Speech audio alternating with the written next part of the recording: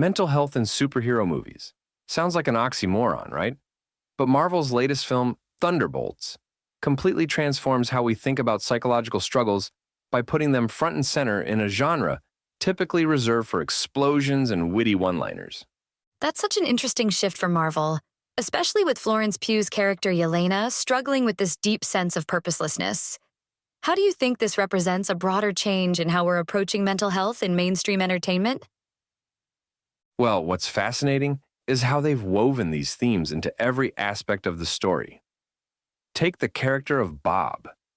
Here's this seemingly random, depressed individual who stumbles into an underground vault with these powerful anti-heroes, and it turns out he's connected to Valentina's medical experiments.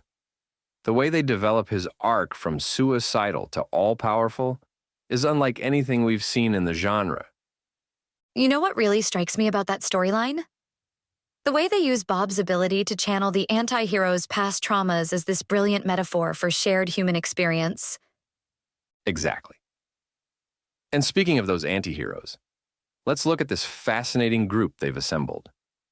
You've got John Walker, who abandoned his family after his brief stint as Captain America, Ava Starr as Ghost, and Taskmaster, each carrying their own psychological wounds. It's like they're creating this support group for damaged superheroes. The way they balance these heavy themes with moments of levity is really masterful, especially with David Harbour as Red Guardian providing that much-needed comic relief. And let's talk about Julia Louis-Dreyfus as Valentina. She's absolutely crushing it as the CIA director/tech company leader who's facing impeachment. The way she manipulates Yelena with false promises while planning to eliminate her shows such complex layers of villainy. And the political thriller aspect with Bucky Barnes as this crusading congressman really adds another dimension to the story. You know what's really clever about the structure? The underground vault where Valentina traps these characters serves as both a literal prison and this perfect metaphor for how they're all trapped by their past traumas. It's like a pressure cooker, forcing these characters to confront their demons. That's such a brilliant observation about the symbolism. And the way they handle the action sequences, they're not just spectacle for spectacle's sake, are they? Not at all. Each action scene reveals something new about these characters' psychological states. And the way director Jake Schreier handles Bob's scenes where he's channeling the anti-hero's past experiences, those could have been really confusing or heavy-handed, but instead, they're some of the most powerful moments in the film.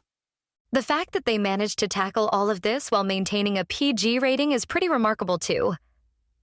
Well, that's what makes this film so groundbreaking. It's opening up these important conversations about mental health and the search for purpose in a way that's accessible to younger viewers. It's showing that even superheroes struggle with depression and uncertainty. And Florence Pugh really carries that emotional weight throughout the film, doesn't she? Her performance as Yelena has so many layers. Oh, absolutely. The way she handles those scenes with Bob, taking him under her wing while dealing with her own existential crisis, really showcases her versatility as an actor. And her complicated relationship with Red Guardian adds this whole other emotional dimension to the story. So, what do you think this means for the future of superhero films? Are we going to see more of this kind of psychological depth? Well, looking at how audiences are responding to this more nuanced approach, I think we're definitely going to see more superhero films tackling mental health and personal struggles. The post-credits scene even hints at how they might continue exploring these themes in the sequel. It's like Marvel is finally acknowledging that even the most powerful characters can struggle with their mental health, and that's incredibly important for audiences to see. That's going to resonate with so many people who might be dealing with similar issues in their own lives. And that's really the brilliance of what they've done here. They've managed to create a film that works both as an entertaining superhero movie and as a thoughtful exploration of mental health, purpose, and redemption. It's opening up important conversations while still delivering all the action and excitement we expect from a Marvel film.